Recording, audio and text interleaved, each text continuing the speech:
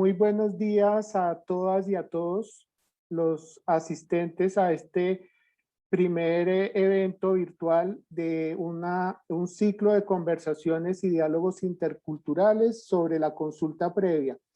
Me presento, soy Juan Daniel Ávila Gómez, coordinador de la fase 3 de un proyecto denominado Consulta Previa, Gobernabilidad y Sector Privado, proyecto que cuenta con la financiación de la Agencia Española de Cooperación Internacional, AECID, y que es ejecutado por el Centro Regional del Sector Privado en apoyo a los Objetivos de Desarrollo Sostenible de Naciones Unidas.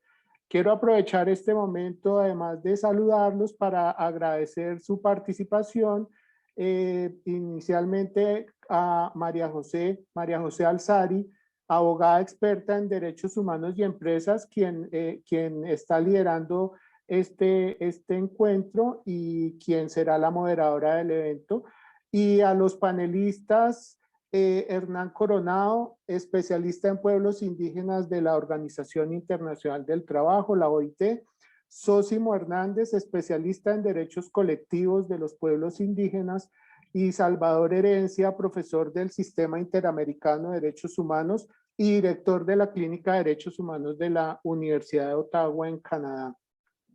Y extender ese agradecimiento a todos ustedes, colegas, amigos, amigas, que asisten, que asisten en representación de pueblos indígenas, de sector privado, de empresas, de entidades de gobierno, sociedad civil, academia. Muchísimas gracias nuevamente por su participación. Les cuento muy rápidamente, el proyecto de consulta previa, gobernabilidad y sector privado inició en el año 2015 y se encuentra en su tercera y última fase en este momento. Como les digo, tiene el apoyo de la AECID y la ejecución por parte del Centro Regional del Sector Privado.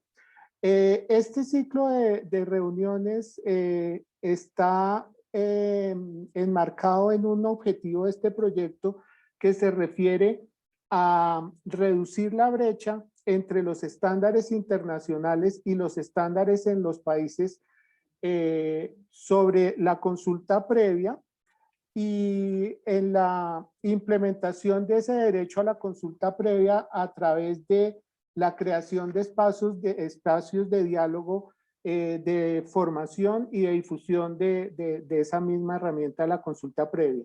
Si bien es cierto, hay un foco del proyecto en esta fase para lo que son México, Guatemala, Colombia, Ecuador y Perú, también lo es que la consulta previa es de interés y abarca toda Latinoamérica, pues donde tenemos nuestras actividades y donde compartimos territorios. De manera particular, esta serie de conversaciones buscan implementar la consulta previa, verla como un instrumento de concertación y diálogo intercultural, diálogo multisectorial entre pueblos indígenas, estados y empresas, y busca, como les digo, fomentar que este instrumento pase o deje, no sea solo un tema de obligación, de cumplimiento de requisito, sino sea un camino más para un relacionamiento de largo plazo entre los que convivimos en un territorio, las empresas que desarrollan negocios, los pueblos indígenas, con todo su conocimiento y su entendimiento del entorno, y obviamente los gobiernos. Es así como en este contexto de ese objetivo, de este alcance de las actividades del proyecto, con María José se ha diseñado una serie de cuatro encuentros virtuales.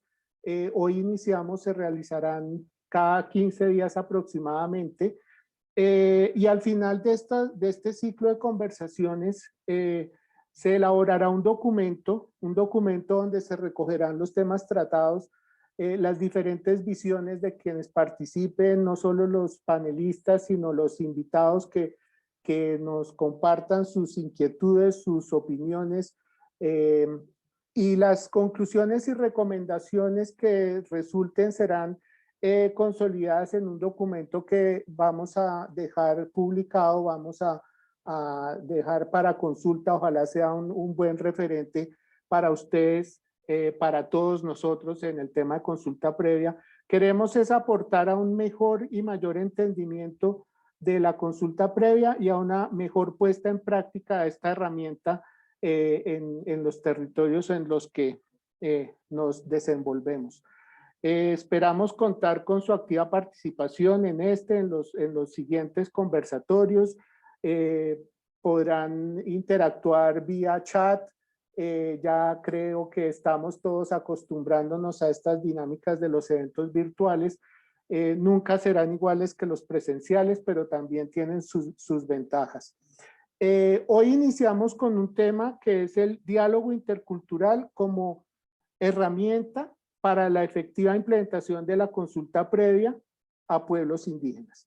Ustedes recibieron un material didáctico preparado por María José está muy completo, que nos da contexto para abordar esta conversación y que ojalá sea otra referencia para ustedes interesados en este tema, la consulta previa.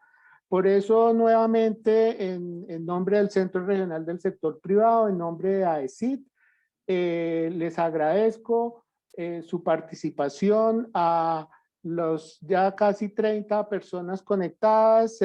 Llegarán más, que tuvimos un buen registro de casi 70 personas. Eso nos alegra mucho la participación y ya le cedo la palabra a María José para que nos presente pues la dinámica, la agenda del evento, que ustedes también ya la recibieron, y podamos entrar en materia en este tema que nos convoca, la consulta previa. María José, si por favor el micrófono es tuyo, adelante. Bueno, muchísimas gracias, Juan Daniel, por la presentación y por haber seteado el contexto en el cual vamos a desarrollar esta actividad. Agradecerles a todos por hoy estar aquí presente, y en especial a Salvador, a Sósimo y a Hernán por acompañarnos en este primer encuentro, que tiene como un objetivo principal empezar a conversar cuestiones que hacen a la consulta previa. Y si bien quizás todos conozcamos el marco, quizás algunos no tanto, vamos a tener la posibilidad de que Hernán nos dé la mirada desde la Organización Internacional del Trabajo, Sósimo de su mirada como representante de pueblo indígena, Salvador desde la academia, diferentes visiones que nos van a llevar justamente a poder trabajar esta agenda. ¿Cómo vamos hoy a desarrollar este día? Ya pasamos las primeras palabras, y ahora me voy a permitir, en mi rol de moderadora, hacer una pequeña introducción y quizás plantear algunos temitas que justamente la temática de la consulta previa nos trae, y que creo que es un momento en donde todos tenemos que empezar a conversar con claridad y plantear cuáles son las dificultades, cuáles son los desafíos, y también dónde están las oportunidades de una dinámica a la cual claramente, por múltiples razones, no estamos acostumbrados, y que todavía nos falta encontrarle el dinamismo, y que sin duda lo tenemos que encontrar. La consulta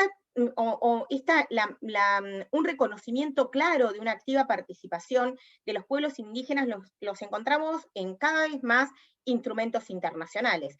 Por supuesto, el Convenio 169 de la Organización Internacional del Trabajo, pero también la Declaración de Naciones Unidas y la Declaración Americana sobre Derechos de los Pueblos Indígenas. No nos podemos olvidar de un reconocimiento y una mención muy especial en el ámbito del Convenio de Diversidad Biológica, y también en el protocolo de Nagoya, en el marco de este convenio, acerca del conocimiento tradicional y la importancia de la valorización del conocimiento tradicional. Y también el Acuerdo de Escazú, que si bien tiene un contexto que podemos decir más amplio que el de la consulta previa en los términos de estas iniciativas que acabamos de nombrar, tiene su relación y un reconocimiento especial a una escucha activa a diferentes grupos comunitarios, entre ellos los pueblos indígenas. Entonces, cuando hablamos de consulta, empezamos a hacernos un montón de preguntas, y preguntas que a veces tienen una respuesta clara, y a pesar de la respuesta clara, generar un montón de dudas, interrogantes del, bueno, y al final, ¿cómo? Hay ciertos aspectos que sí son comunes. La consulta, como todo espacio participativo y de diálogo, tiene que ser desarrollado en el marco de la buena fe. En el marco de la buena fe de todas las partes que intervienen en estos espacios. A través de procedimientos apropiados. No todo es un diálogo, una consulta, una instancia participativa. Cada espacio tiene justamente su procedimiento adecuado para. ¿Quiénes deben ser consultados? Pueblos indígenas con instituciones representativas. Y aquí empezamos un poquito a algunos interrogantes, que es, bueno, ¿quiénes tienen la representatividad? ¿Cómo aseguramos la representatividad? ¿Cómo entendemos la representatividad? Después, bueno, la gran discusión de cuál es el objetivo final, el acuerdo, el consentimiento, cuándo acuerdo, de qué manera, cómo se da esto dentro del proceso. ¿En qué momento? Cuando hay una afectación directa, ¿qué vamos a entender por afectación directa? ¿Es lo mismo una afectación directa a un derecho colectivo a un pueblo indígena para mí que para cualquier otra persona? No lo sabemos. Tenemos también que entenderlo, que conversarlo. Y sin duda, hay algunos escollos que estos procesos participativos nos presentan, que hacen a diferentes tipos de situaciones, entre ellas desconocimientos de las herramientas que existen, desconocimientos del otro, de la cultura, de los aspectos culturales, un temor a asumir riesgos, abrir el juego al otro. ¿A qué significa? ¿Qué pasa si yo abro el juego? ¿Qué pasa si yo escucho? A salir de la comodidad de lo que denominamos el status quo. A la carencia de recursos, y cuando hablamos de carencia de recursos, es carencia de recursos en el sentido más amplio de la palabra, no necesariamente de recursos económicos, sino principalmente de recursos profesionales, de recursos personales, de personas involucradas dentro de estos procesos que tengan realmente conocimientos. Y esto no es menor, y volvemos, no siempre es una necesidad de recursos económicos. De modelos de gestión, que sin duda los modelos de gestión a los que venimos acostumbrados empiezan a tener sus grandes limitaciones, no solo referidos al relacionamiento con pueblos indígenas, sino referidos al relacionamiento en general, y una falta de claridad y superposición de roles acerca de quién es quién y qué debe hacer cada cual. Estos son algunos de los obstáculos mínimamente identificados, pero también, como están los obstáculos, encontramos un montón de beneficios, de oportunidades en procesos claros de consulta y de diálogo. Porque enriquece la calidad de las decisiones políticas que se toman, porque genera cohesión social, porque disminuye conflictividad, porque genera espacios más amables donde vivir y desarrollar nuestras actividades, porque soluciona muchas veces problemas de fondo o tiende a poner sobre la mesa problemas de fondo, porque justamente incrementa y fortalece la institucionalidad como una mejora de los sistemas democráticos, de los sistemas de escucha y de diálogo al otro, y que nos lleva justamente a una transición adecuada en poder alcanzar modelos de diálogos y de cohesión social diferentes. Este es las grandes oportunidades que trae la consulta, con grandes desafíos. Entonces, hoy vamos a contar justamente con 3 expertos en el tema, quienes brevemente, en un principio, nos van a exponer un poco el contexto actual de la consulta previa y su mirada respecto del estado en el cual hoy estamos sobre esos temas, y de ser posible vamos a abrir una pequeña conversación. Yo les voy a pedir a todos que levanten la mano o que escriban la consulta, la pregunta en el chat, y yo se las voy a ir pasando a los participantes. Bueno, sin más, presentarlos, si bien un poco Juan Daniel ya los presentó, hoy contamos con Hernán Coronado de la Organización Internacional del Trabajo, en su carácter de oficial técnico especialista de Derecho de los Pueblos Indígenas. Importantísimo poder conocer justamente la opinión de la Organización Internacional del Trabajo acerca de la implementación del convenio 169 de esa organización. Sósimo Hernández Ramírez, un placer tenerte acá y volverte a encontrar. Miembro del Pueblo México, hablante mezcal, especialista en Derecho Colectivo de los Pueblos Indígenas, y un honor, la verdad es que con Sósimo nos conocimos en un curso en donde me atreví a ampliar un poco los conocimientos y el entendimiento, principalmente de la temática de los derechos de los pueblos indígenas. Salvador Herencia Carrasco es profesor del Sistema Interamericano de Derechos Humanos, director de la Clínica de Derechos Humanos de la Universidad de Ottawa, en Canadá. También un encuentro con él a través de colegas que estamos participando activamente desde ámbitos universitarios en toda esta temática, y hoy escuchar también la mirada de las universidades, de este sector académico cada vez más activo en estos temas y en diferentes procesos, va a ser un plus. Así que ya sin más voy a dejar de compartir pantalla para que nos podamos escuchar y ver, y le paso la palabra a Hernán para que en unos minutos, bueno, nos plantee un poco la visión, la mirada, las expectativas y los desafíos desde la Organización Internacional de Trabajo referido al convenio 169. Gracias, Hernán. Gracias María José. No sé si se logra ver, estoy compartiendo una presentación. Bueno, primero agradecer la oportunidad que dan a la Organización Internacional del Trabajo para poder participar en esta sesión. Agradecer desde luego al Centro Regional, con quienes hemos compartido ya en otros espacios intercambios y diálogos en este tema.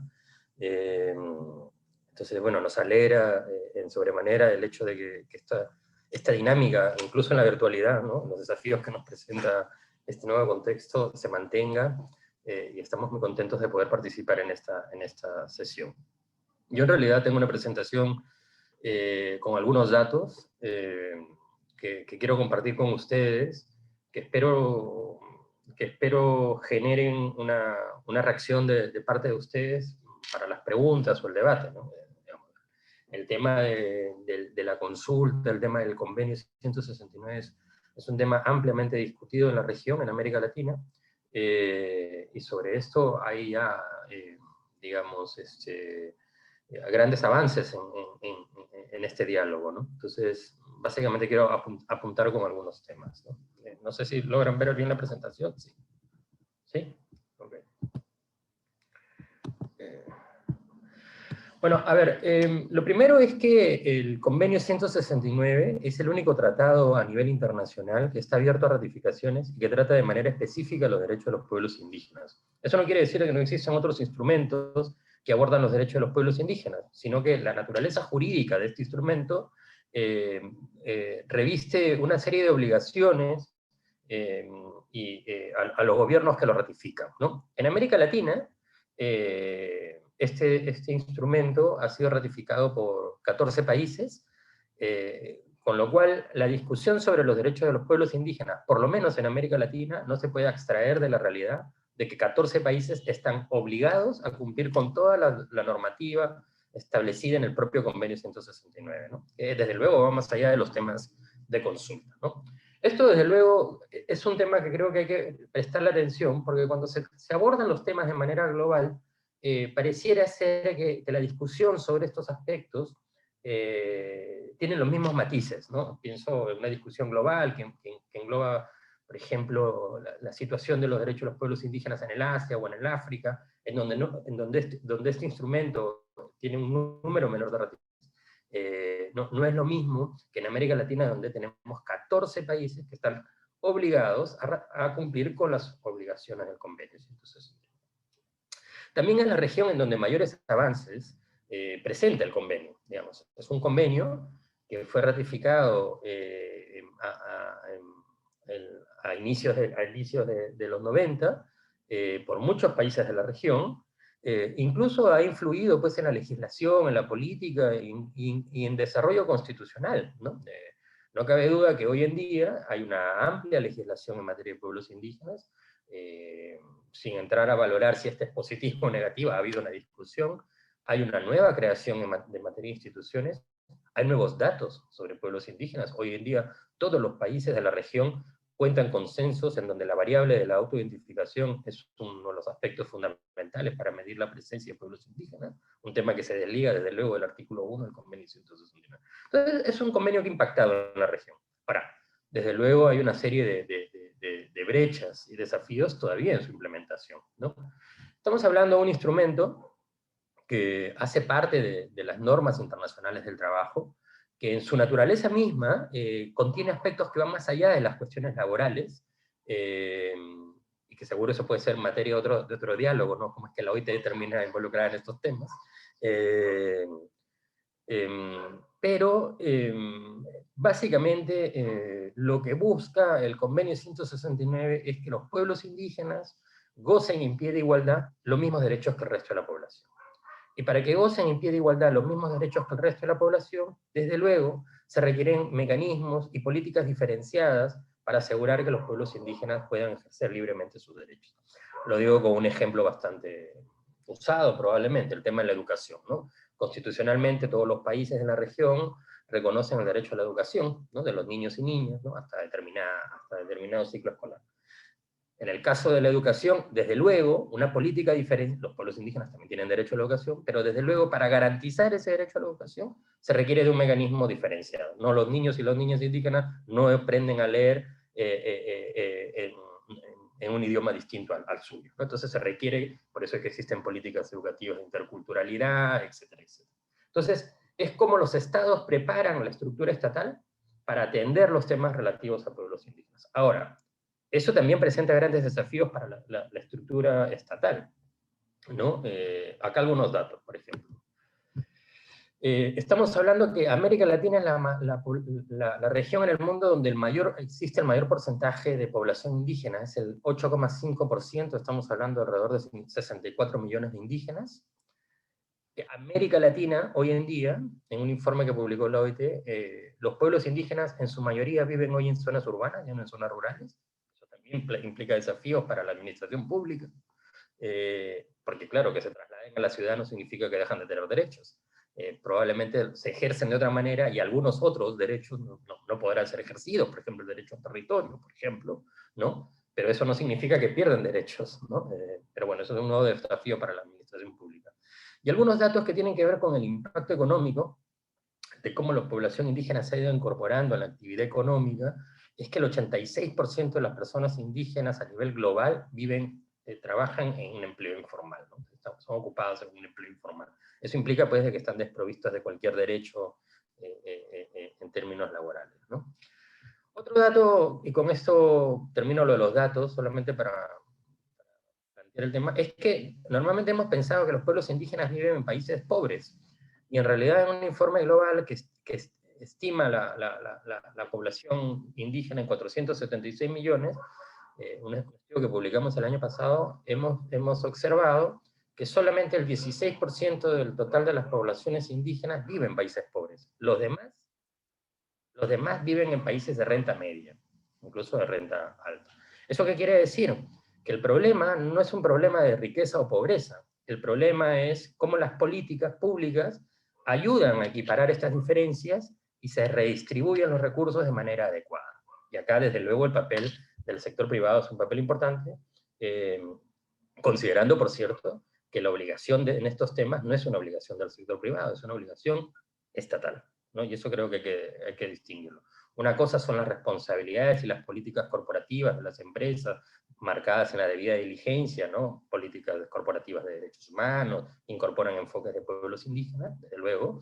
Y otra cosa muy distinta son las obligaciones derivadas del propio Convenio 169, en la que se constituye como el principal actor para cumplirlas, el principal obligado, el Estado.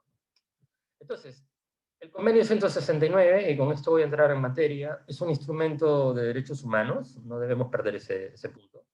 En América Latina, además, este tema ha sido un tema altamente discutido por las propias cortes. Las cortes en América Latina se han pronunciado de manera amplia sobre los alcances del convenio, ¿no?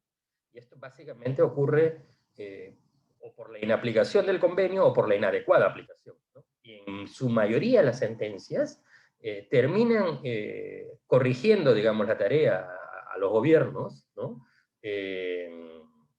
En muchos casos con temas vinculados a la consulta, ¿no? Incluso tenemos sentencias en otros países, en algunos países, en donde las propias cortes desarrollan incluso una labor casi legislativa. Yo no sé, podemos entrar al debate si eso es bueno o malo, si eso es una función de las cortes o no. Yo no voy a entrar en no voy a emitir una opinión en ese punto, pero hay sentencias, en el caso de Guatemala es evidente, en el caso de México es evidente, en el caso de Perú lo fue, en donde las Cortes, ante la ausencia de determinada legislación que desarrolle los preceptos o mecanismos de consulta, han tomado ese papel y le han dicho a los gobiernos, a partir de una sentencia, bueno, este es el procedimiento de consulta, y tienes que, a ti Congreso, a Poder Legislativo debes emitir una ley, ¿no? Eso ha ocurrido en Perú, ocurrió en México, ocurrió en Guatemala, incluso el sistema interamericano también lo ha hecho, ¿no? En el caso de Ecuador, uno de los temas que señalan es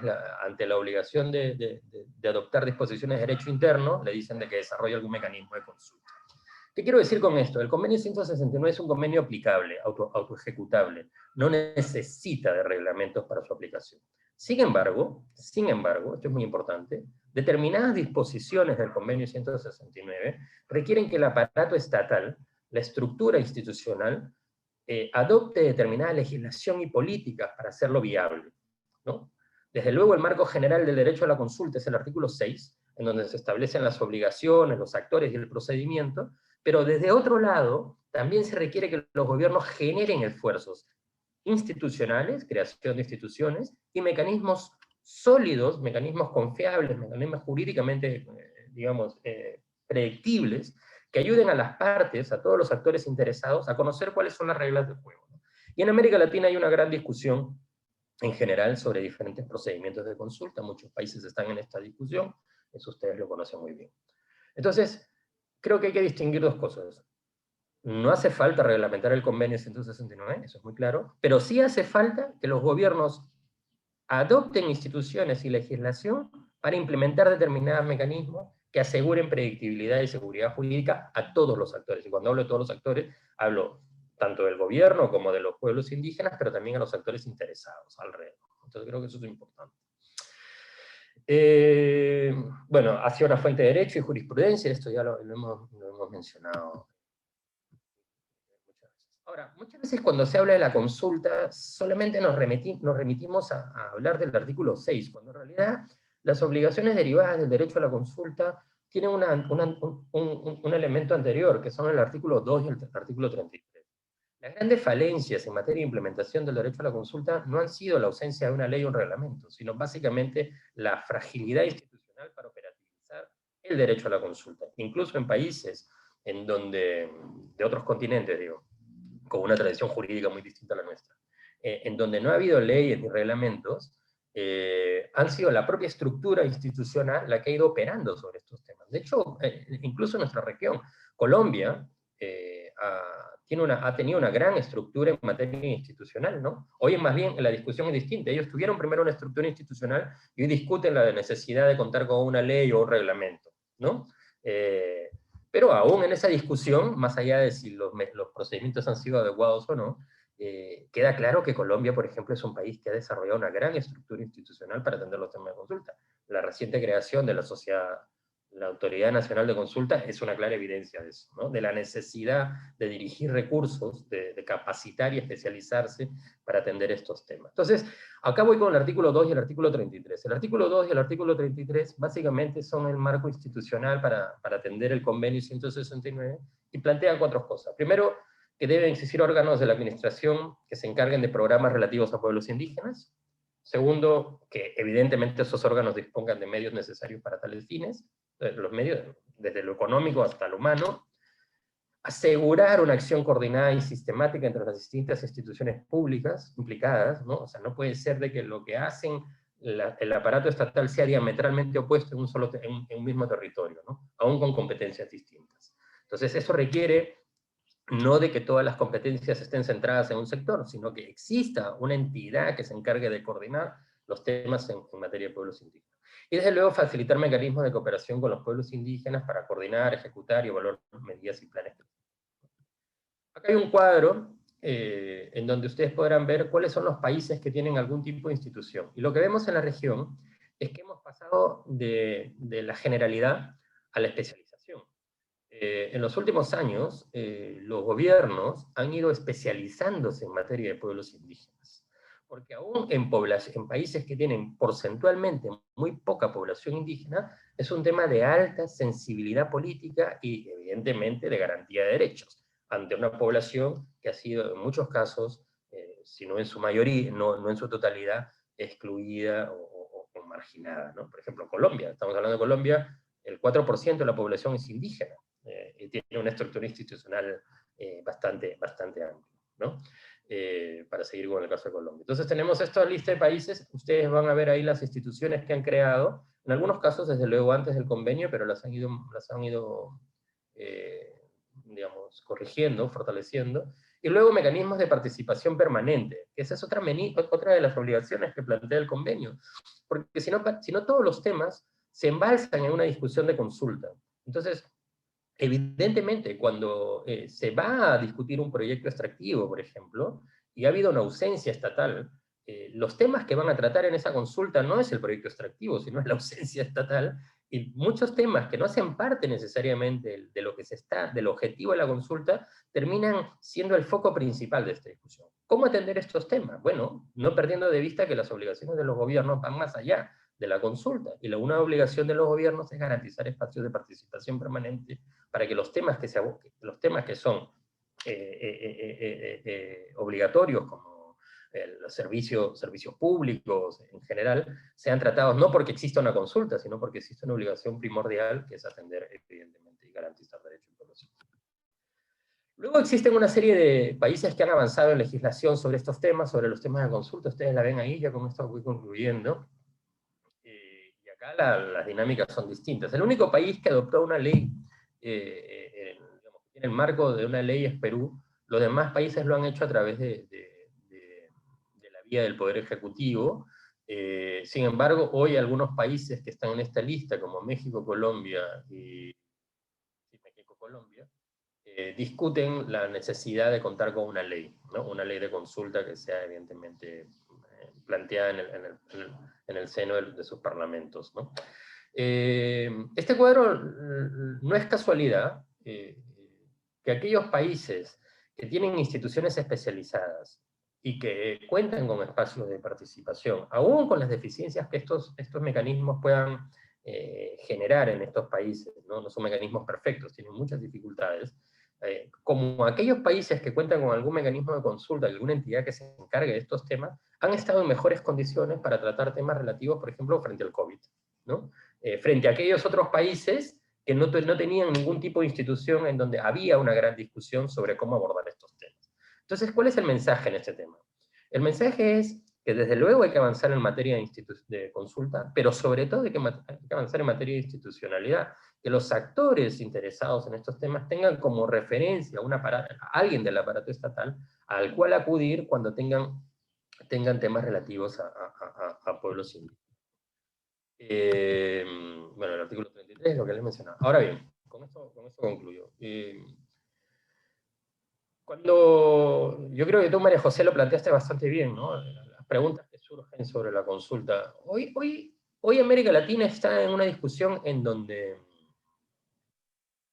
donde los procedimientos en realidad, aun cuando tienen sus matices, son muy similares unos entre otros. Digamos, acá no hay mucho, no hay que inventar la rueda, digamos. Ya se están probando cosas y se están haciendo ajustes, ¿no?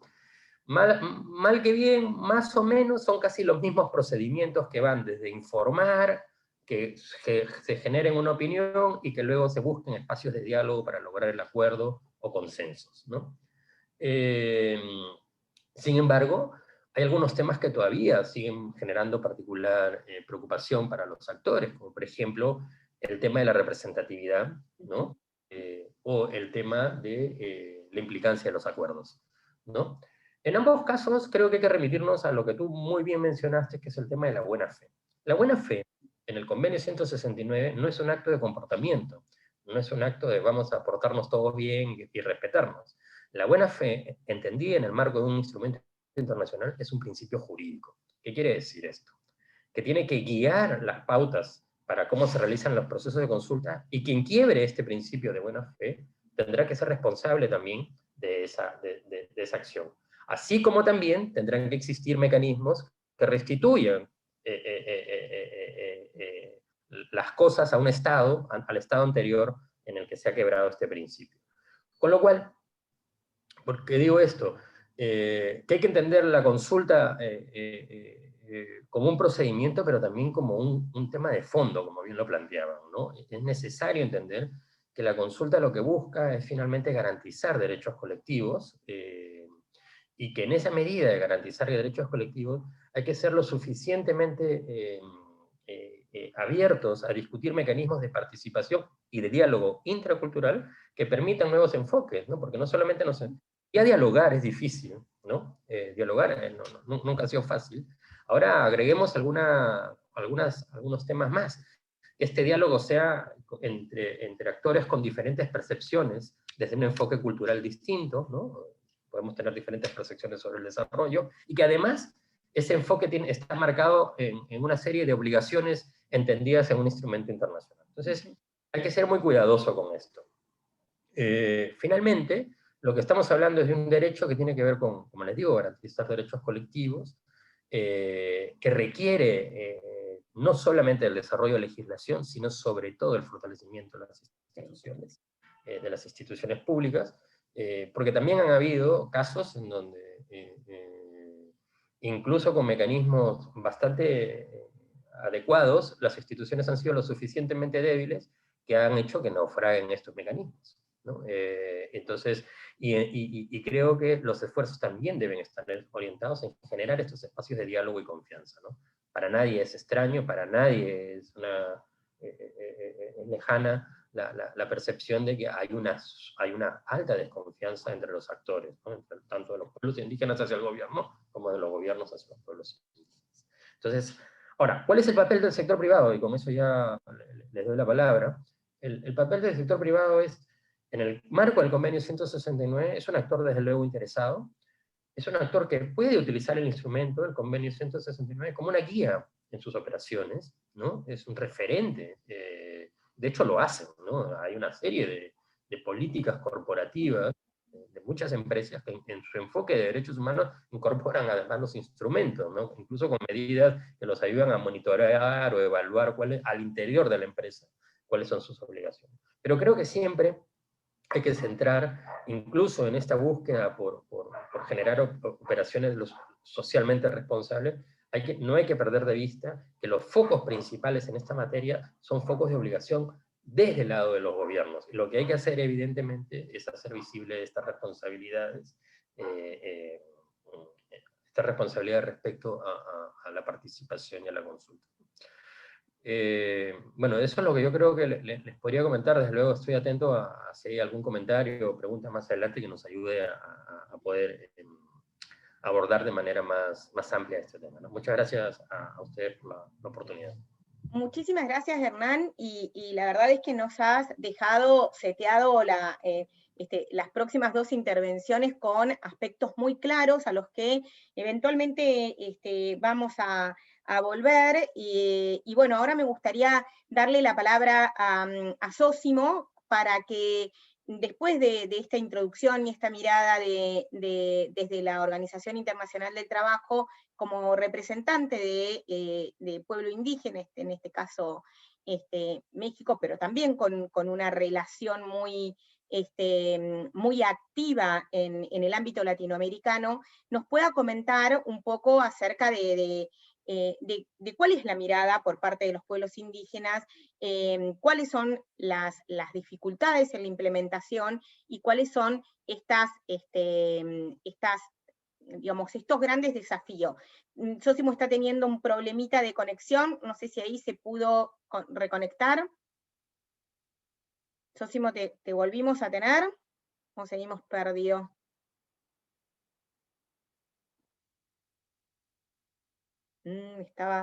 Ahí le habíamos dado participación. Bueno. Sósimo, tenemos acá. Sí. Ya estoy, solo tuve que cambiar de equipo porque el otro está fallándome mucho. Bien. Aquí estoy súper a la orden. Listo, bueno, justo te había dado la palabra para que nos comentes la visión y la mirada de los pueblos indígenas, no solo desde tu rol, desde tu rol como también un conocedor de la realidad latinoamericana, acerca de ¿no? del estado de situación de la implementación, de los procesos de consulta, de los desafíos, principalmente que se enfrentan las comunidades con esta temática.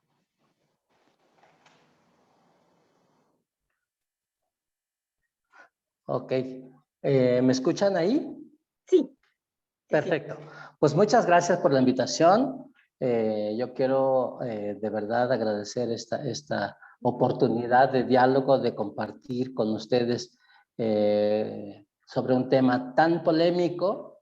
Déjame abrir por ahí, en donde de pronto pareciera ser que todos entendemos lo mismo y yo diría más bien que no es así, que nos estamos autoengañando por un lado, ¿no? Es decir, pareciera ser que todos ya entendimos de qué se trata el derecho a la consulta, pero yo voy a hablar mal de mi país para que no se tome a mal de otros. Prefiero hablar mal de nosotros que de otros, ¿no?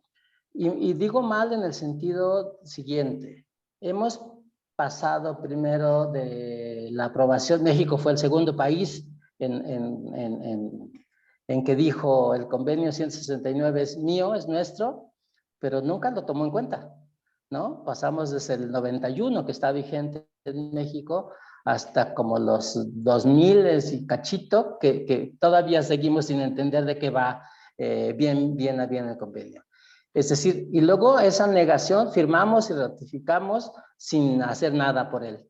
Luego pasamos a una cosa de un ejercicio X, en donde la simulación fue el arte del buen gobierno, sobre todo pueblos indígenas. Y ahí tuvimos varias experiencias de lucha con pueblos indígenas que intentamos hacer valer el convenio 169 y no se podía. Y yo diría, no se podía, y yo me preguntaría hoy día si ya se puede. Es decir, seguimos atorados en eso, pero entonces pasamos a la simulación. Y esta simulación tiene varias cuestiones donde yo digo siempre que las cuestiones, todos hemos interpretado a nuestra manera el convenio 169, gobiernos, pueblos indígenas, ahora empresas, digámoslo, pero todos ahí tienen un pecado de origen. Lo interpretamos a modo, es decir, a nuestra conveniencia, desde nuestra perspectiva, así tienen que ser las cosas porque yo las digo, y entonces no hay un diálogo intercultural en estricto sentido. Y quiero ir ahí sobre los diálogos interculturales porque de pronto también hemos confundido mucho el tema de los diálogos interculturales, que se puso en boga, ¿no?, hace unos 10 o 15 años, porque nos hemos reducido al convenio, al diálogo entre personas, no entre culturas, que ese es un tema que debiéramos tener como esa claridad, ¿no? Entonces, aquí de pronto pareciera ser que tenemos una especie de aprobación de todos decimos lo mismo, todos pensamos lo mismo, todos queremos lo mismo. Damos por hecho que la consulta es un derecho que está ahí, que se ha ejercido y que ha servido. La pregunta sería, ¿a quiénes ha servido y de qué modo? Es decir, ¿para qué, cuándo y cómo? Y cuándo sí y cuándo no ha servido. Para México ha sido un ejercicio de mucho desgaste, en donde de alguna manera hemos pasado de esa esperanza que surgió cuando la idea del derecho de la consulta a la decepción absoluta, ¿no? Y en ese trance entre la esperanza, la posibilidad y la decepción absoluta, hubo pequeños destellos de luz que me parecen importantes. Pero como cada quien hizo del derecho a la consulta su propio criterio, su propia interpretación, entonces no hay punto medio. O todos dicen que están malas o todos dicen que están buenas. Y ahí creo que hay que poner mucha atención, sobre todo para el tema de la cooperación internacional. Es decir, yo acabo de escuchar al de la OIT, conozco la posición del trabajo de la OIT, lo reconozco, pero creo que se ha quedado muy corto, obviamente, ¿no? Y no es una crítica destructiva, sino en el sentido de decir, a ver, si son realmente los que deben asesorar técnicamente a los gobiernos para la implementación me temo que nos están quedando a deber un poco, ¿no? Y ahora, fíjense el tema, hemos fortalecido esa capacidad de los gobiernos o de sus instituciones, pero no a los pueblos indígenas. Pequeño problema. Ese es un gran desafío y ese es un gran reto que tenemos que echar a entender todos. No estoy echándole la culpa a la OIT, no estoy diciendo que los gobiernos no pueden aprenderlo, no estoy diciendo que los pueblos indígenas ya lo sepamos todo, pero sabemos muchas veces más de cómo es el tema del derecho a la consulta. Es decir, y ahí quiero decir dos cosas. El derecho a la consulta es muy elegante decirlo, pero es un derecho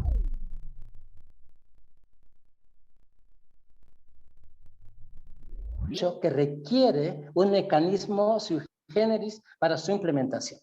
Si este mecanismo no lo tenemos claro, que es como lo que yo veo, lo que yo he visto en varios países, porque afortunadamente he tenido la experiencia y la oportunidad de conocer varios procesos de consulta, si este mecanismo no lo tenemos claro, entonces vamos a tener serios problemas. Porque damos por hecho y hemos hecho de los estándares internacionales nuestra retórica, ¿no? Y esa retórica ha sido verdaderamente casi convincente, ¿no? Es decir, todos decimos, nos la aprendemos de memoria, lo repetimos con una elegancia que casi convencemos a todos. Pero en su implementación, es decir, en el terreno, y esto, es decir, antes de pasar a su implementación, toda la bibliografía en torno al tema, es decir, desde la academia, también nos hemos quedado muy cortos en el sentido de, hemos tomado una posición muy cómoda de mirar desde lejos lo que debe o lo que ha estado pasando. Y ahí, por ejemplo, para el caso de México, yo siempre voy a hablar desde México, aunque a veces me da vergüenza decir que soy mexicano por obvias razones, ¿no? Pero la academia también nos ha quedado a deber. Las instituciones de derechos humanos nos están quedando a deber, porque ahí las instituciones de derechos humanos, fíjense lo que hemos tenido como problemas.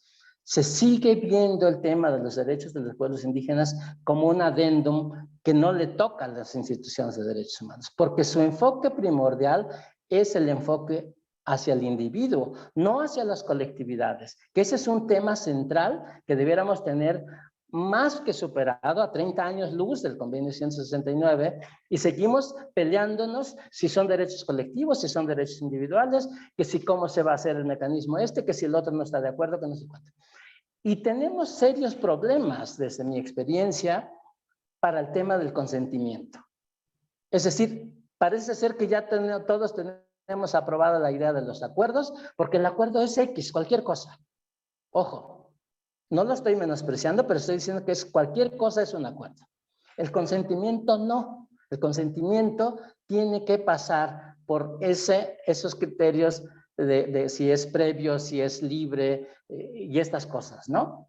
Y damos por hecho además que las consultas en automático van a ser de consentimiento, es decir, partimos y damos por hecho que cuando vamos a hacer una consulta los pueblos indígenas nos tienen que decir que sí. Ojo, ese es un problema muy serio de percepción y ese es un problema de la visión paternalista que tenemos hacia los pueblos indígenas. Y los estados latinoamericanos no se han despegado de esa visión paternalista, de esa visión individualista de los derechos humanos y de esa visión de sí, pero yo tutelo el derecho de. Es decir, tú puedes opinar lo que tú quieras, pero yo decido qué sí tomo en cuenta y qué no tomo en cuenta. ¿Cómo lo tomo en cuenta? Y te voy a poner casos muy graves para México. No se trata de crear una institución ad hoc para pueblos indígenas, porque hasta ahora las de México, llámese INI, llámese CDI, llámese INPI, lo que sea, no ha dado el ancho para ese tipo de implementación del derecho a la consulta. Es más, se han creado espacios que usurpan la participación, ojo, usurpan la participación de los verdaderos sujetos a consultar, que son los pueblos indígenas. A mí me da mucho miedo, y estaba viendo la presentación de Hernán cuando habla que Argentina, por ejemplo, y no voy a hablar mal de ustedes, pero también se llama INPI, ¿no? Parece que México, bueno, no parece, México siempre ha hecho export del indigenismo latinoamericano, ¿no? Y lo hemos hecho tan mal nosotros, y los demás creen que lo están haciendo bien. Y si están copiando, es malo. Es decir, porque tienen que ser incluso los estándares internacionales adoptados y adaptados a las realidades que son únicas e importantísimas en cada uno de los países, ¿no? Nosotros tenemos 68 pueblos indígenas y es una mentira vil decir que todos tienen la misma visión en torno a la consulta. Y ahí voy a otro criterio que es muy riesgoso para lo que estoy diciendo. ¿Qué es la pertinencia cultural? ¿No?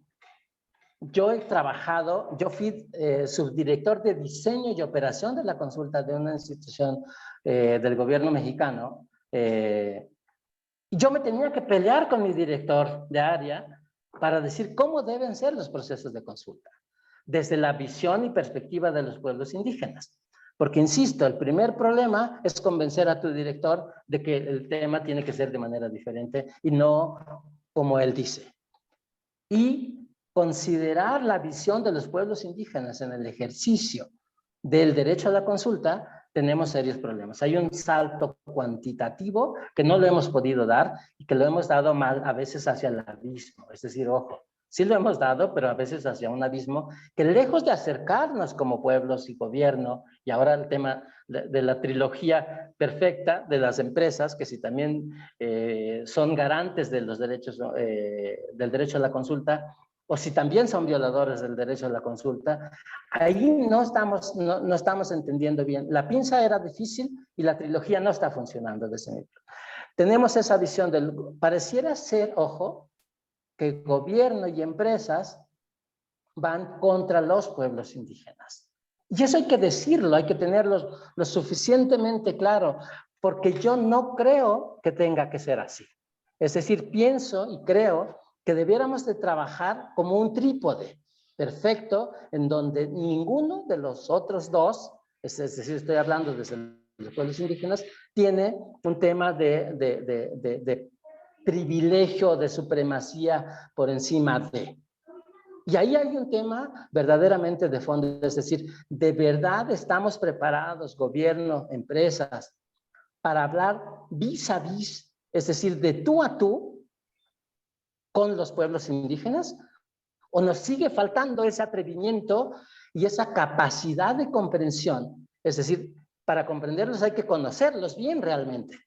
Hay que saber quiénes son, quién está enfrente y que no se dé por hecho que a ese señor, a ese pueblo indígena, yo lo tengo que convencer que el proyecto que yo tengo, así sea legislativo, administrativo o de desarrollo, ojo, le conviene a él.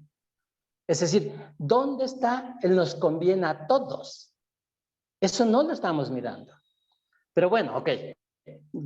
Tú me vas diciendo los tiempos porque yo me podría extender sobre este tema súper bien, pero te voy a poner un ejemplo. Yo he trabajado para varios procesos de consulta. Desde para el gobierno, es decir, tratando de hacer valer el derecho a la consulta, como esas entidades que son responsables, promoventes, garantes del derecho a la consulta, pero también me tocó jugar un papel sumamente importante con un pueblo maya en México. Había un proyecto de energía fotovoltaica en donde la comunidad debía entrar a un proceso de consulta.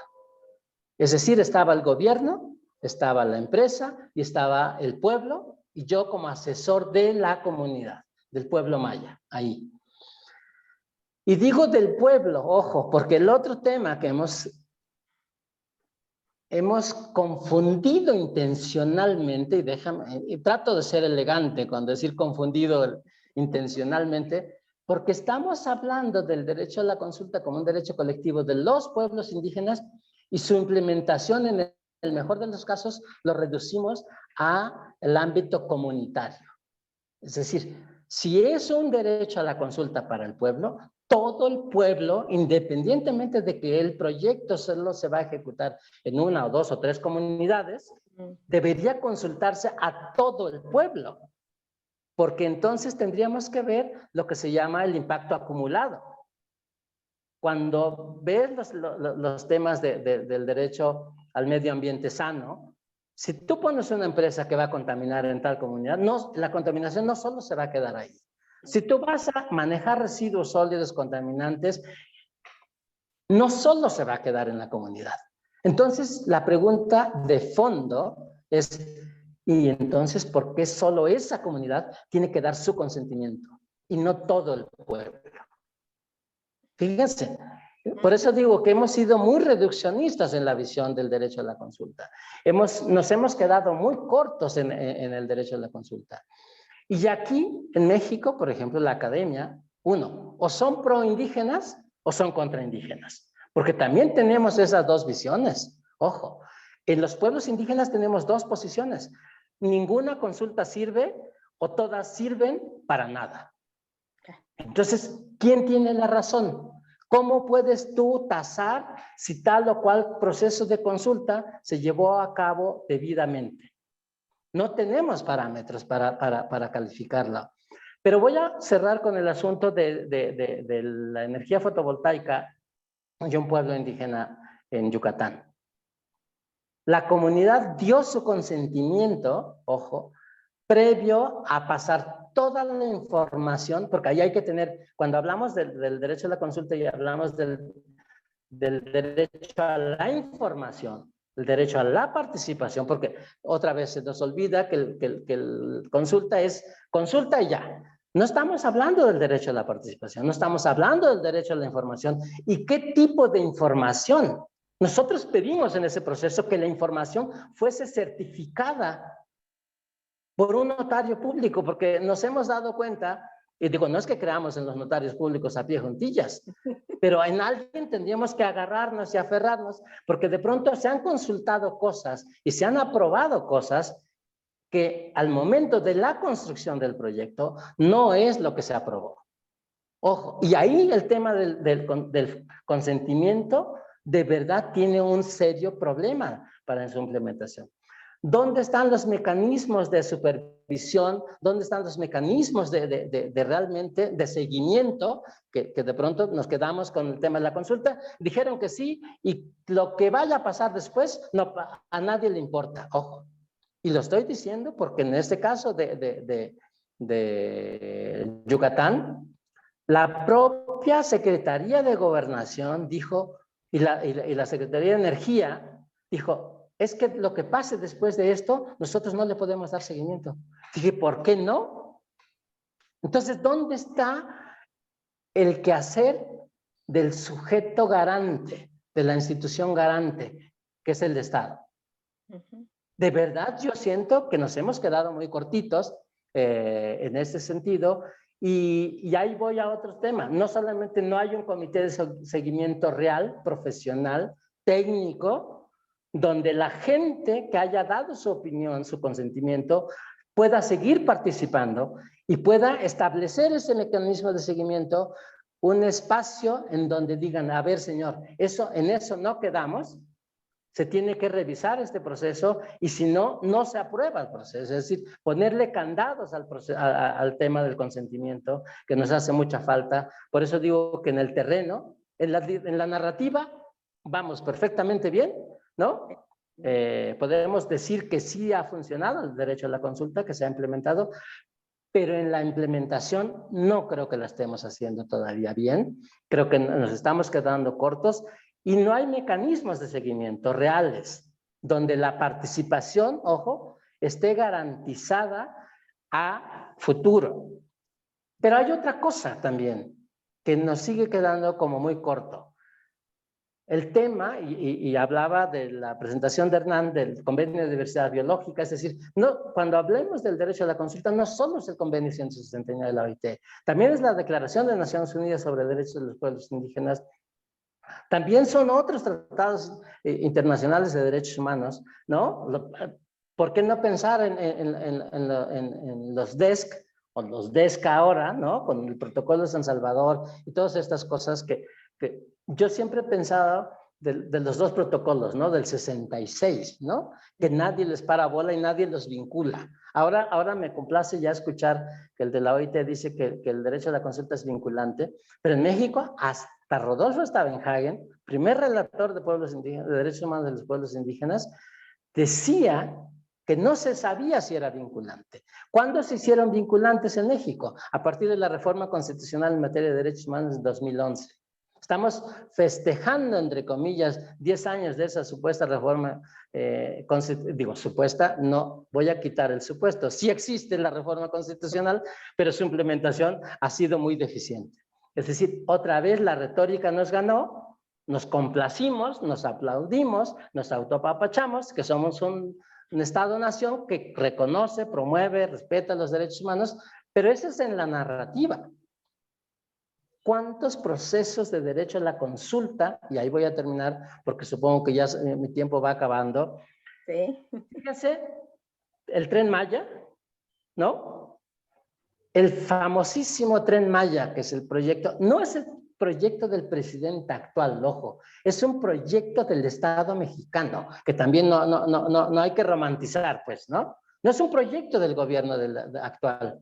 Y si es de izquierda o de derecha, eso no lo voy a discutir, no importa para lo que estamos planteando, pero hay otro proyecto emblemático donde la participación de los pueblos indígenas es fundamental, no importante, fundamental, que se llama el proyecto interoceánico, ¿no? ¿Qué está en juego? Megadiversidad, está en juego diversidad cultural, está en juego diversidad política, está en juego territorio, no tierras, no porciones de tierra, ojo. Está en juego la vida misma. Y se hizo supuestos procesos de consulta llevadas a modo sin considerar a las instituciones propias de los pueblos indígenas, ojo, porque se crearon figuras alternativas para suplantar, ojo, esos espacios de participación propios de los pueblos indígenas. Por eso se crearon los consejos consultivos. Por eso les recomiendo en Argentina que tengan mucho cuidado con ese proceso de los consejos consultivos. Pero entonces se usurpó la identidad, se usurpó al sujeto, ojo, pueblo indígena, creado por figuras a modo. Pero aparte se sacó la consulta, entre comillas, de los ámbitos comunitarios de pueblo para llevarlos a unos auditorios con aire acondicionado y en vez de comer comida tradicional les daban sándwiches, ¿no? Y entonces, ¿quiénes acabaron aprobando de manera macro los proyectos? Pues gente que no necesariamente, tiene una vinculación o una cercanía o un conocimiento sobre los pueblos indígenas. Y ahí la estructura del Estado jugó un papel fundamental para mal de los pueblos indígenas. El municipio es Estado, ¿no? Nación, estados y municipios. Los presidentes municipales acabaron diciendo que sí y que no. Obviamente ni estaban pensando en los derechos colectivos de los pueblos indígenas, porque el derecho, me gusta esta trilogía para cerrar, cuando hablan de la consulta para la gobernabilidad. Híjole, me encanta, casi me convencen, pues. Pero sigo diciendo que si realmente el derecho a la consulta con su mecanismo funcionase, sí sería realmente una buena oportunidad para la gobernabilidad, con criterios claros, con espacios muy definidos, con la cooperación técnica imparcial, no para unos ni para otros, sino realmente ejerciendo su papel de visor, ¿no? Y de acompañante hacia las tres entidades, porque aquí no hemos hablado todavía de las empresas. Yo ya sé que ya no voy a tener tiempo, o quizás en un segundo round, pero quisiera decir que seguimos teniendo serias deficiencias en el terreno. Entre la academia, entre el gobierno, hay una usurpación del sujeto pueblo, porque se han creado figuras ad hoc para que digan que sí y para cumplir, ojo, con un criterio de exigibilidad ante instrumentos y tratados internacionales, y los informes periódicos universales funcionan perfectamente. Muchas gracias. Zósimo, muchísimas gracias. Si bien, nada, me permití extenderte un poco los temas porque eran, o el tiempo en realidad, porque los comentarios eran muy interesantes. Bueno, quiero dar ahora el espacio a Salvador Herencia para su mirada, por ahí hasta incluso un poquito, hasta, no sé, una mirada, no sé si la palabra es conclusión, referencias, te vi asintiendo, haciendo algunas caras mientras Zósimo iba hablando. Y bueno, también como para, no nos tenemos que pasar de las 1:30, así damos un ida y vuelta o un cierre a muchas notas que he ido tomando.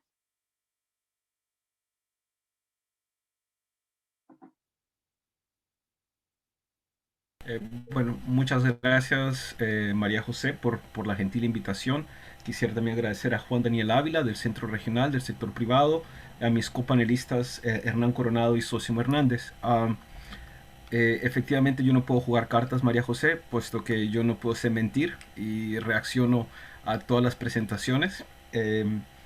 Han sido muy interesante escuchar a mis dos colegas. Yo intentaré hablar por 10 minutos únicamente, ¿ok? Para respetar el tiempo. Estoy en Canadá, aquí son bien estrictos con respecto a los tiempos, así que voy a intentar hacer para poder conversar o escuchar los comentarios de las personas que nos acompañan. Yo solo quisiera entonces hacer 3 puntos. En primer lugar, con respecto al convenio 169, el convenio 169 no sería nada sin la jurisprudencia de la Corte Interamericana. ¿Okay? O sea, si el convenio 169 hoy es parte central de lo que nosotros estamos hablando sobre pueblos indígenas, independientemente, ¿okay?, de las distintas posiciones o interpretaciones o limitaciones que tiene el convenio, pero así otros instrumentos que María José mencionó al inicio de este conversatorio, pero todo se le debe a la Corte Interamericana. Sin el sistema interamericano ni siquiera estaríamos hablando sobre consulta previa, y mucho menos sobre el tema de autoidentificación en los censos. Es el sistema interamericano que le ha dado el cuerpo y la entidad para que hoy los pueblos indígenas no sean únicamente una retórica paternalista, como Zósimo lo mencionó, ¿no?, pero sí parte central de un ejercicio de derechos de grupos históricamente vulnerados. Esto no es un tema de diálogos únicamente, este es un tema de ejercicio de derechos. ¿Ok? Las torturas y desapariciones forzadas en los debates no es un tema de diálogo. Es usted violó o no mi derecho a la vida, integridad o libertad personal. Entonces tenemos que ser muy cuidadosos cuando utilizamos la palabra diálogo. cuando de antemano estamos hablando de la protección, garantía y efectividad de derechos internacionalmente reconocidos. Entonces, en ese proceso, la Corte Interamericana tiene aproximadamente 24 o 25 sentencias sobre derechos de los pueblos indígenas. Están viniendo 2 o 3 casos más muy emblemáticos, dado que este es un público, creo, mayoritariamente colombiano.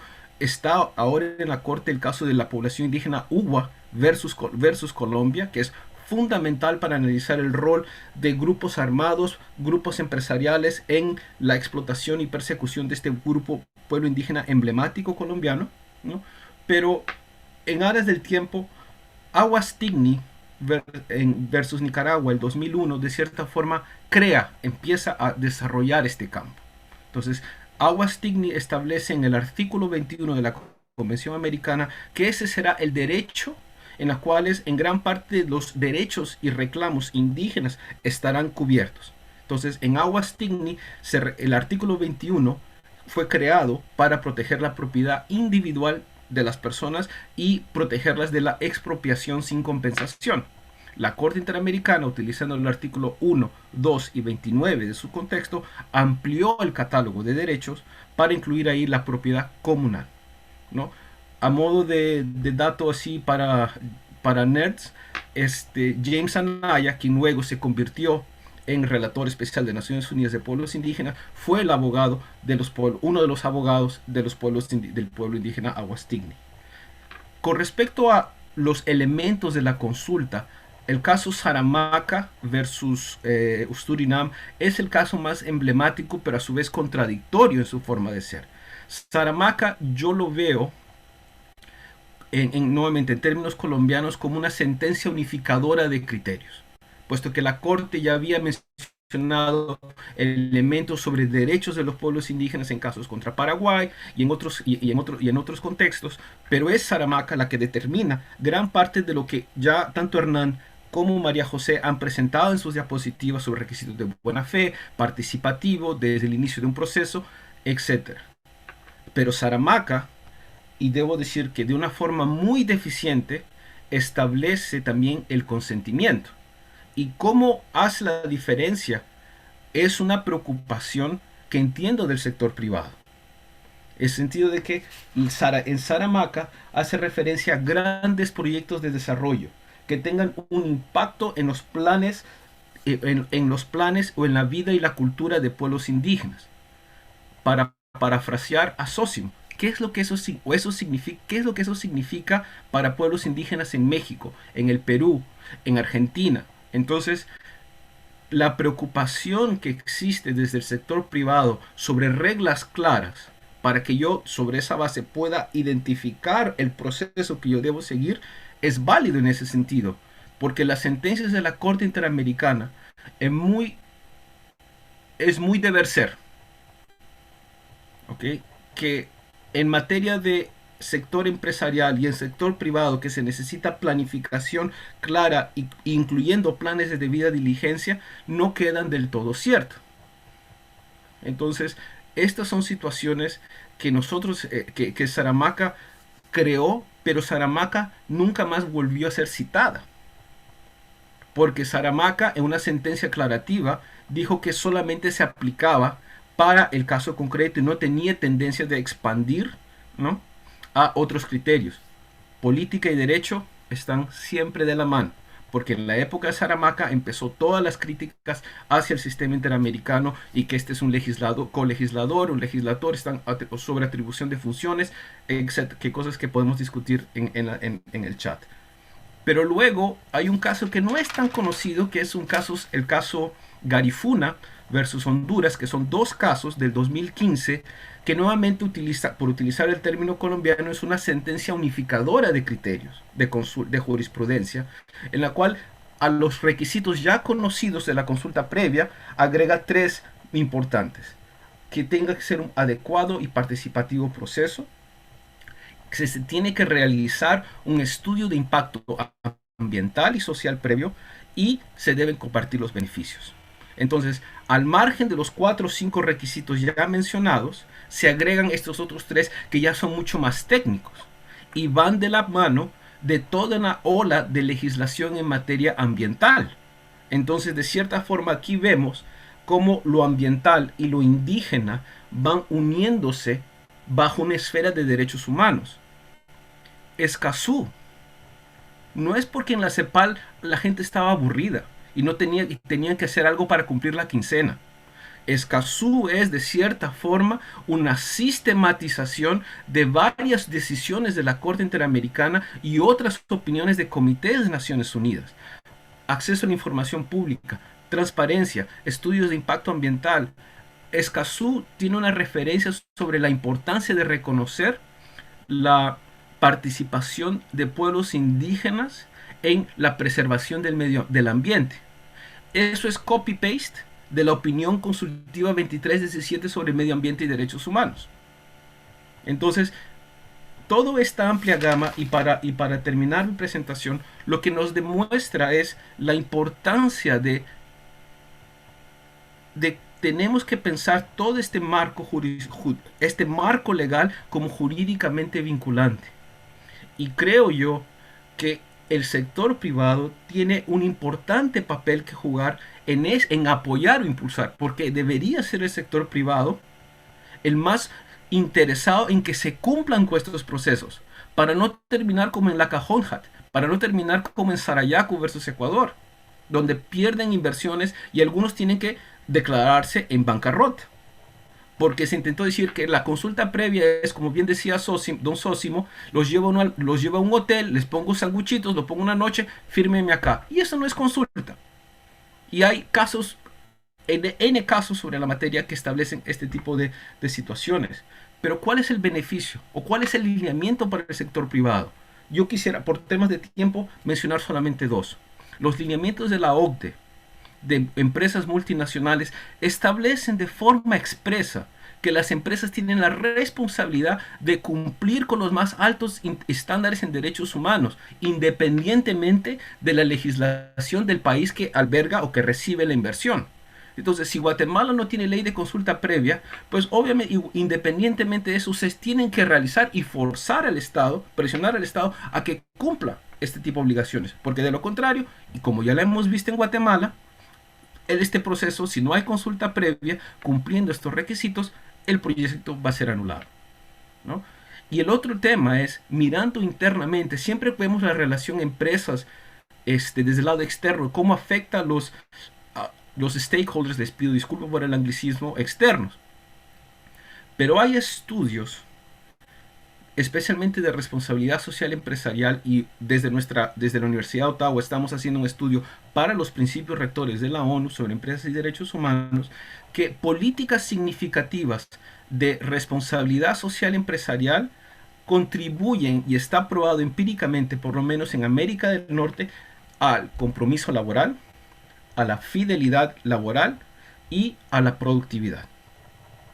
Es decir, si su empresa está vinculada, y que no es únicamente apoyar algún tipo de mecenazgo, sino políticas de responsabilidad social empresarial que podrían algunos elementos llevarse a temas de debida diligencia en materia de empresas y derechos humanos, incluyendo pueblos indígenas, internamente existen beneficios, independientemente de que tu CEO o CFO le importe 5 los derechos humanos. Si usted cree solamente en el Excel, ahí usted tiene argumentos empíricos que demuestran los beneficios. Pero segundo, en Deloitte el año pasado ha demostrado que la nueva generación de consumidores creen firmemente en el compromiso social de las empresas, y que ese es un factor determinante para determinar qué tipo de producto se está comprando. Entonces ahí el tema de debida diligencia, el tema de comercio justo y comercio responsable son elementos y incentivos positivos empresariales que a su vez pueden llevar a respetar el derecho de los pueblos indígenas independientemente de cada proceso específico. María José, yo lo dejo acá para poder tener algún tiempo de preguntas, y nuevamente muchas gracias a todas y todos ustedes por su atención.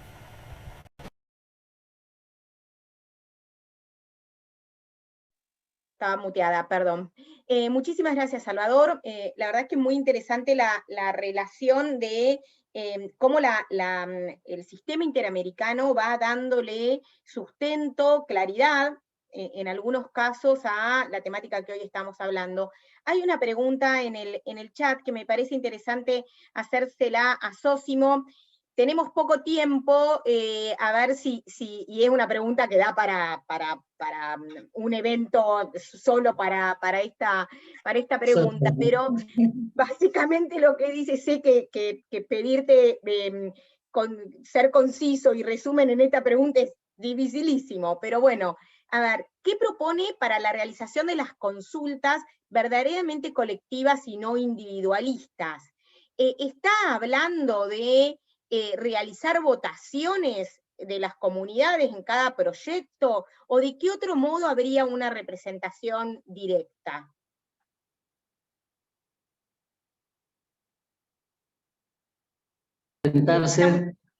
Voy a intentar ser muy conciso, cosa difícil. Sí, creo, es decir, las cerezas del pastel tienen que ser consultas a colectividades, es decir, no individuales. Es decir, no, y ahí hay que pensar, yo no estoy seguro, o tengo problemas muy serios con mi memoria de corto plazo, que dijera que es de votaciones. Ojo, aquí hay un tema importante de qué son los consensos. No se trata de a mano alzada decir que son 50 más 1 y entonces ya se aprueba. Es decir, aquí hay un tema de fondo, que es el tema de la visión de los pueblos indígenas, de cómo se construye el consenso. Es decir, el consenso tiene que privilegiar, que cuidar dos cosas: cohesión social, ojo, que se nos olvida frecuentemente, y bien común. A mí me parece que esa sería la mejor síntesis que pueda dar para una respuesta. Entonces, tomar las decisiones de manera colectiva, privilegiando la cohesión social y pensando en el bien común del pueblo al que se está consultando. Me quedaría con eso para ser más respetuoso de todos los tiempos. Gracias, muchísimas gracias. Otra pregunta que quizás puede responder así también un poquito Hernán, con su mirada desde el OIT, y Zósimo. ¿Qué pasa si una comunidad se niega a participar del proceso de consulta?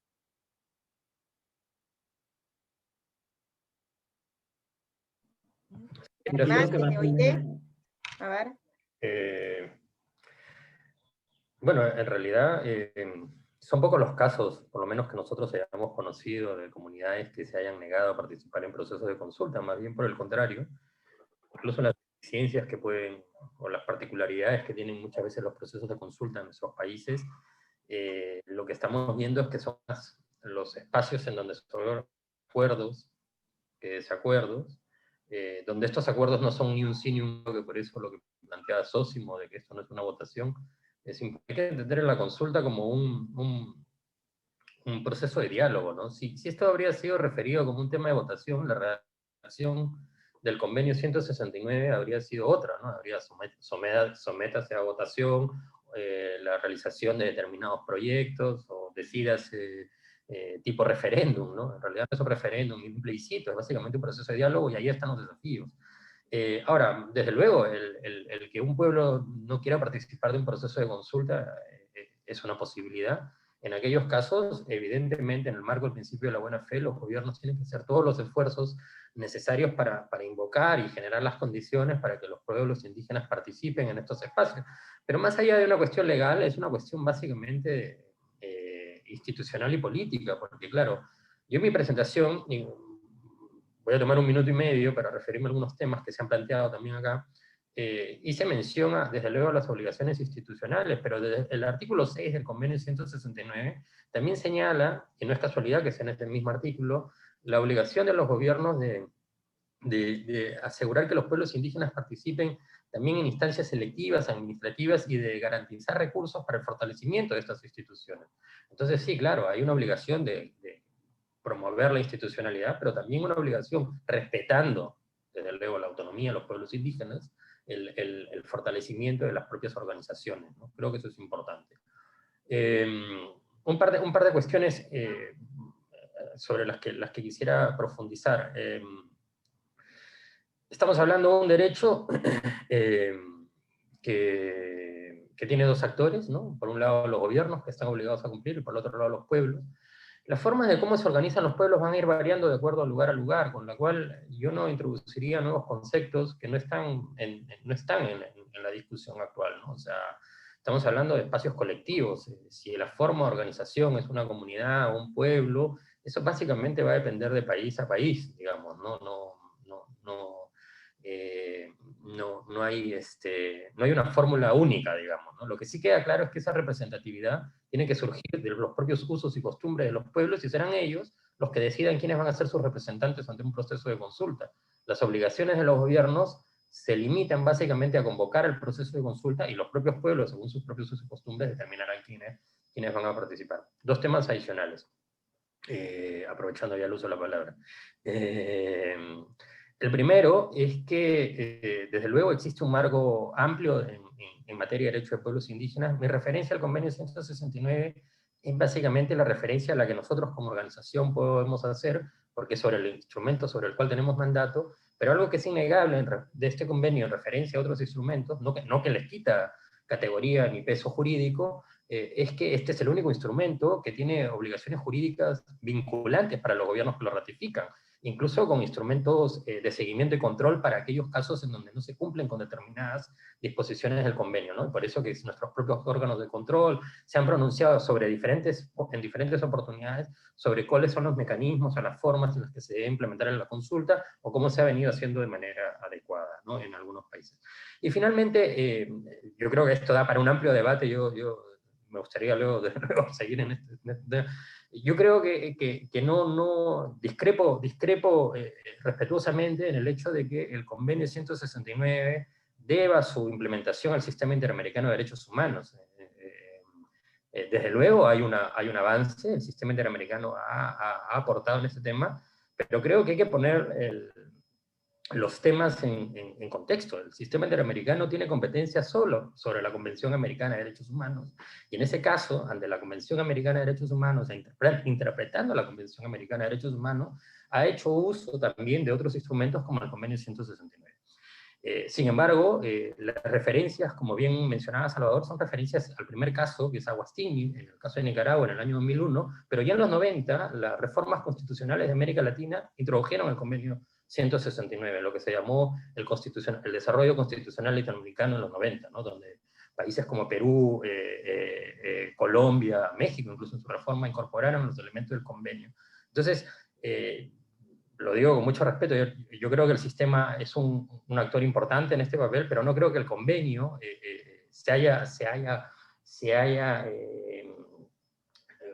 el término que se usaba, ¿no? O sea, el convenio no sería nada sin el sistema. En realidad yo creo que lo que hay que entender acá son en fórmulas complementarias que ayuden a comprender el alcance de los derechos. El sistema interamericano, además, creo que tiene un rol importante en este tema de la consulta, pero también en otros temas que hemos perdido de vista, ¿no? Sobre no solamente la consulta, sino sobre cómo los pueblos indígenas participan también en otros espacios, o cómo son los otros mecanismos de participación en los que se puede involucrar a pueblos indígenas, ¿no? Entonces, era eso lo que quería comentar. Y bueno, estoy abierto al debate y espero que sigamos en esta conversación. Gracias Hernán, me encanta el debate, ya para un montón. A ver, Salvador, y después así le damos la palabra a Zósimo, porque hay otra preguntita dando vuelta en el medio de, bueno, ¿qué significa esta no participación de un pueblo indígena en la consulta? Y ahí vamos a tener que cerrarme, nada, si fuera por mí, seguimos, pero bueno, tenemos los tiempos. Ok, bueno, Hernán, por exponerlo así, pongamos hora y fecha para el debate, con mucho gusto. Así que ya armamos una sobre esa, con mucho gusto, ya, y estamos, digamos, esto es pelea si te gusta el chocolate blanco o el chocolate negro, digamos, nadie discute la importancia, ¿no? que estos puedan tener. Encantado de poder tener esta conversa en otra oportunidad. Dos, con respecto al tema de consulta, de ausencia de consulta previa, no me viene a la cabeza algún pueblo indígena que se haya negado a participar. Conozco de varios casos de pueblos indígenas que se levantaron de la mesa luego de iniciar un proceso de negociación, dado que no había las garantías, o no vieron que sentían las garantías necesarias para un diálogo equitativo, ¿no? Pero yo creo que en este caso el marco del pueblos indígenas e aislamiento voluntario o contacto inicial podría ser un elemento paralelo para determinar cuáles son las obligaciones del Estado. Entonces, el deber del Estado en este caso es de proteger a pueblos indígenas y asegurar que ningún proyecto afecte significativamente a su consulta, porque independientemente de la participación o no, ¿ok? El deber del Estado de proteger y garantizar los derechos humanos permanece.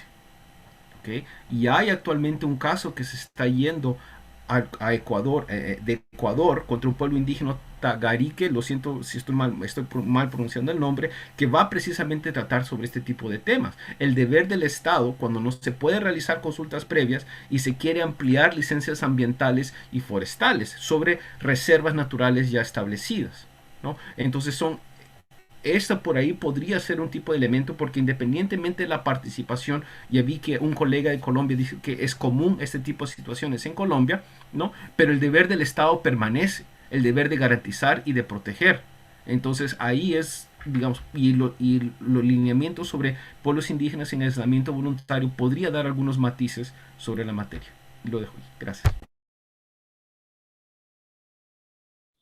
Sosimo, un poquito, un comentario, una respuesta y ya un cierre de la actividad. Dos citas sencillos.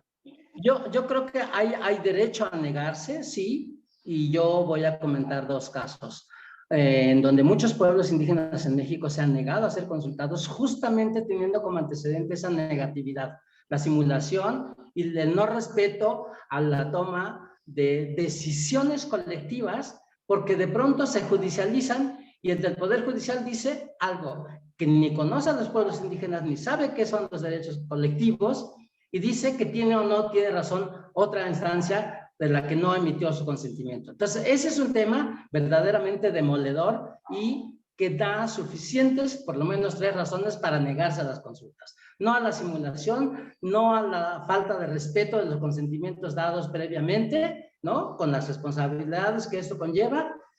Pero yo creo que aquí está haciendo falta un tema que nadie ha tocado, y no lo digo porque me quiera yo sentir muy importante, sino el Estado debería ser el primer filtro, ojo, el primer filtro para decir dónde no se deberían hacer las consultas. Y es aquellas en donde las colectividades están en riesgo de, en donde la megadiversidad está en riesgo de, en donde tenemos conocimientos tradicionales asociados a recursos genéticos que estarían en riesgo porque son los únicos nichos ecológicos en donde pueden existir tal o cual tipo de plantas y conocimientos asociados. Entonces ahí el Estado debe ser el primer filtro en donde diga, aquí no se hace porque se va a poner en riesgo la pervivencia de pueblos y culturas indígenas. Ojo, Tlaxcamati Miak. Muchas gracias.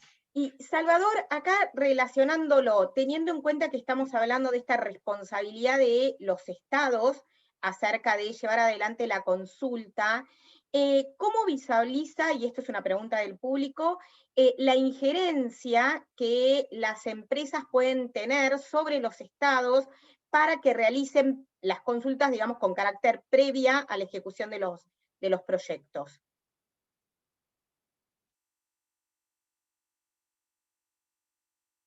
Pues es una buena pregunta, y aquí es algo interesante que dependiendo de cada país o de las regiones, los procedimientos son distintos. Por ejemplo, aquí en Canadá, donde yo estoy, la negociación, la consulta es prácticamente una negociación tripartita entre las primeras naciones, el gobierno en este caso por lo general provincial, ¿no? o regional, y la empresa en cuestión. Y es más una negociación de tipo empresarial, porque Canadá no es parte del convenio 169.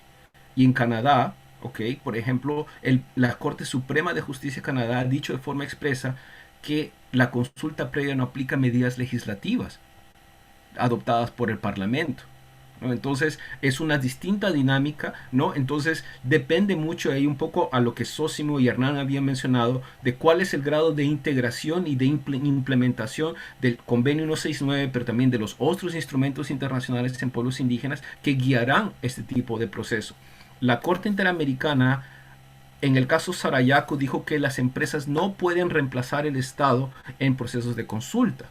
Pero en un caso poco conocido, que es el Caliño y Locono versus Surinam, la Corte abrió la puerta para que en la implementación de algunas de las decisiones de la Corte Interamericana, el sector privado pueda tener algún tipo de injerencia, sin determinar responsabilidad, porque el sistema interamericano es estadocéntrico. Entonces, yo creo que todo este tema es a medida que el régimen de empresas y derechos humanos se va consolidando en nuestros países, mi país, el Perú, aprobó ayer su primer plan de acción nacional sobre empresas y derechos humanos, el rol sobre las empresas de respetar los derechos, incluyendo pueblos indígenas, va a ser más frecuente. Y eso porque un posible escenario de aquí a 1 año, 2 años, es que la Unión Europea está por adoptar una norma comunitaria sobre debida diligencia empresarial obligatoria. Nada impide que la Unión Europea, para seguir con los comercios con países especialmente en vías de desarrollo, pueda o exija que dentro de los debida diligencia empresarial se haya cumplido con la consulta previa y otros derechos de pueblos indígenas. Esto de cierta forma se explica por qué Alemania ratificó el convenio 169 en abril. No es necesariamente para proteger los pueblos indígenas alemanes, que no creo que haya, pero para asegurar que las empresas alemanas operando en países con pueblos indígenas no reciban concesiones o sean beneficiarios sin haber respetado los derechos de pueblos indígenas. Gracias, Salvador. Bueno, me quedaron como un montón de horas para seguir conversando con los tres, y también veo que se abre un cachito al conversatorio, nos quedamos toda la mañana. Muy interesante, yo quiero destacar un par de cosas que fueron dos palabras que fueron dichas justo por los tres, con estas palabras o con ese sentido, que es que partimos de una desconfianza, y creo que hay que asumir que partimos de una desconfianza entre las partes. Si pensamos que la base de partida es otra, el espacio ya va a ser raro. Y la otra palabra, comprensión. Me parece que hay algo muy claro que Zósimo trajo en esta mesa, y que debo confesar desde lo personal, que solo a través de la realización de un curso en donde les diría que el 99%, que fue donde conocí a Zósimo, eran representantes de pueblos indígenas, empecé a comprender algo que me costaba comprender. Y creo que este concepto de la comprensión del otro nos va a ayudar a estos procesos de escucha. ¿Y por qué estoy diciendo procesos de escucha? Porque hace un tiempito, hablando con alguien, me dijo que en ciertas comunidades indígenas había una frase que se utilizaba que era: el diálogo es el enemigo. Y cuando yo dije, ¿cómo? ¿Por qué el diálogo? ¿Por qué el diálogo es el enemigo? Y es justamente esta banalización y esta utilización de los denominados diálogos cuando no son diálogos. El diálogo significa una escucha mutua, y para que esta escucha mutua exista tiene que haber comprensión. Como un cierre a este encuentro de hoy, muy valioso, espero que para quienes hayan participado haya sido realmente fructífero este intercambio de visiones, de miradas, de posturas, que en definitiva, bueno, nos van a ser útil no solo para el objetivo del proyecto liderado por la DECID y el Centro Regional, sino también justamente para poder encontrar estos procesos de conversación, estos procesos participativos, estas instancias que realmente nos lleven a esto que decía Zósimo, cohesión social y bien común para todos. Agradecerles a todos el haber compartido esta hora 45 en esta mañana, e invitarlos a los próximos diálogos que, bueno, nos va a ser muy difícil llegar a la vara de así que bueno, vamos a intentarlo. Muchas gracias a todos, gracias Zósimo, gracias Salvador, Gracias, Hernán, por haber compartido este espacio y tan generosamente sus visiones y conocimientos. Gracias.